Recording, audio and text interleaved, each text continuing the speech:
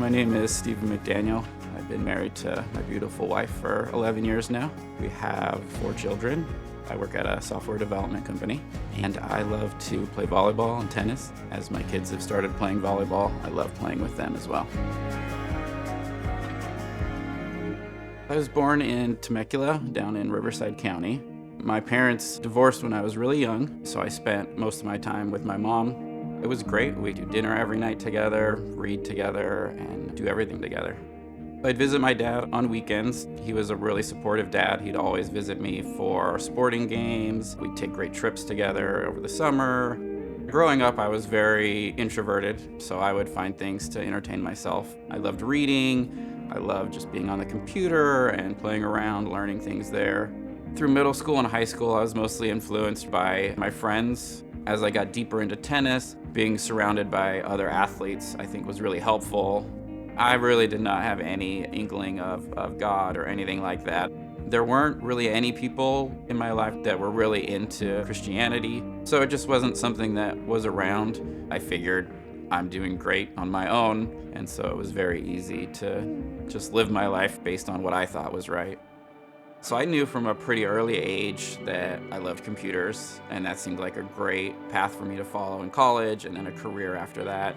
I really enjoyed college. There was a lot of freedom there that I really relished in. My brother got me into scuba diving. I kind of followed whatever hobbies he had. I worked quite a bit through college on the computer, doing work for people remotely. That was fun. Obviously, it paid the bills.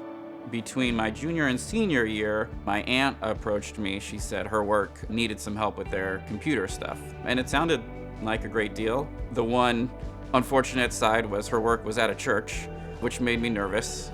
Earlier in life, my experiences with church were very awkward and not the most fun. I'm a logical, reasoning person, so they were gonna pay me a decent amount, probably more than I could get, working at a fast food joint or something. It was a great job. My aunt was there, and my cousin also was on staff at the church. Just being part of that family was something that I hadn't really experienced a lot of.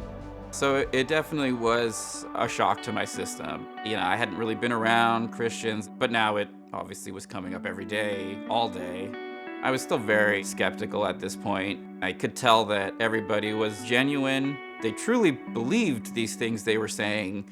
I didn't. I couldn't imagine that all of these things that they were saying were true, that when they'd pray, there's a God out there actually listening to them. As I got to know them better, and as I got to have kind of one-on-one discussions with the lead pastor there, he really kind of brought me in. He answered a lot of my questions. He really just helped me kind of process in a safe way, that I didn't have to have all the answers, that I could really think through some of these hard questions, the hardest questions really of life. The core issue that I definitely had was just, does God exist? If he did exist, okay, that's a pretty big deal. I probably need to investigate this, but does he exist? Hadn't seen miracles or had never heard a voice from God. If he's there, why is it so hard? Why don't I know these things? Having all these conversations kind of forced me to wrestle with my thoughts. Just as a thinker, I very much enjoy that. I love solving problems. I love figuring out how things work in the physical world. So to do that at a spiritual level was a new and exciting thing. So we started off with just some basic things. He gave me a Bible and told me to read it. The Bible was one of the most confusing things I had ever seen. It was humongous, the thinnest paper ever. Then one day he challenged me and he said, well, just ask him if he exists. And it seemed so simple. It seemed, what? That's ridiculous. Why didn't I even think of this myself? I was definitely wrestling. I wanted to know the truth. I wanted to know these answers to some of these questions. A few days later, I decided, why not? And I just got down on my knees and I prayed for the first time in my life. And I just said, God, if you're real, show me. Make it obvious to me. I want to know if you are real. That was a turning point in my life. He met me in a way that I can't really describe it. There was a feeling that just rushed over me at that moment, and I knew, oh wow, God does exist. You are real, and you want to know me.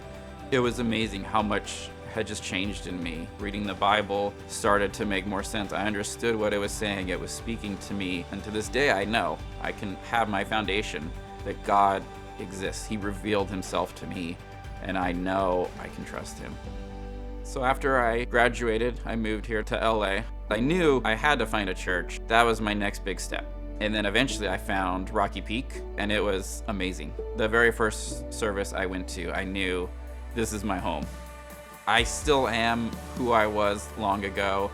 I'm still logical, I'm still rational, but God has helped me to see things that I could never see before. It's hard to even imagine what my life would be like without God. It's a journey that I don't think will ever end. I look forward to my older years when I have even more knowledge and I've memorized more scripture and I've been transformed even more. To think what it would have been like to do this life without him is just unimaginable.